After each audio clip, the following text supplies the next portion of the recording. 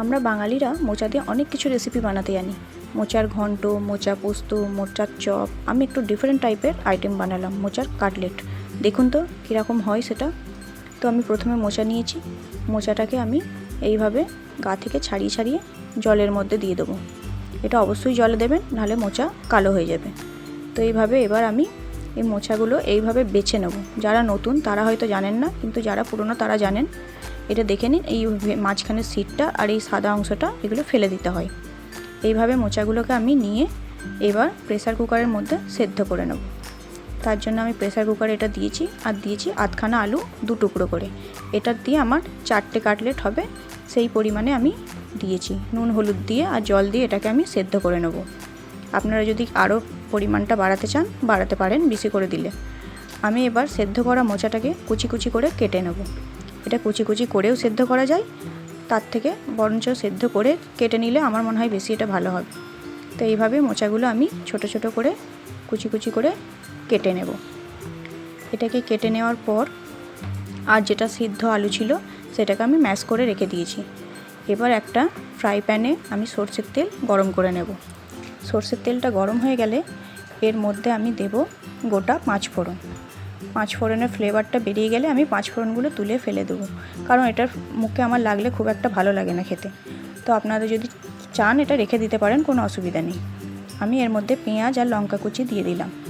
এটাকে একটু নেড়ে চেড়ে নেব। এটা পেঁয়াজটা হালকা সফট হয়ে গেলে, নরম হয়ে যাওয়া পর্যন্ত এটাকে আমি নেড়ে চেড়ে নেব।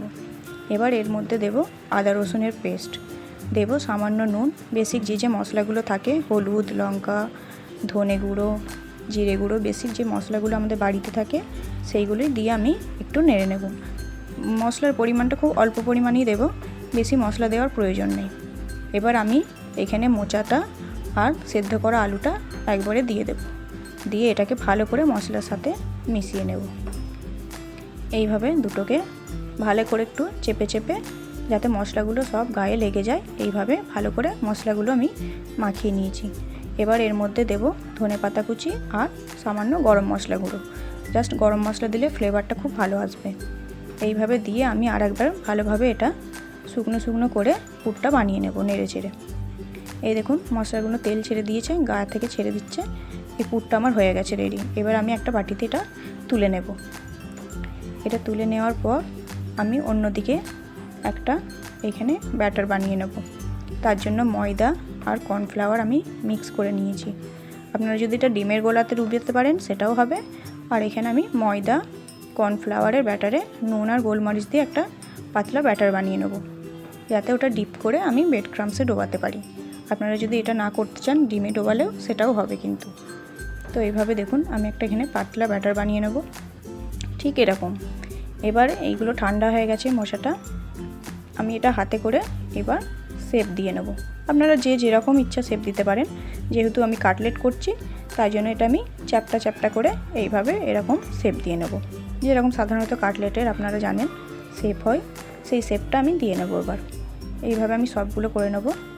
আমার এটাতে 4টে কাটলেট হয়েছে। আপনারা যদি এর পরিমাণটাই বেশি করতে চান পরিমাণটা আপনারা বাড়িয়ে দিতে পারেন।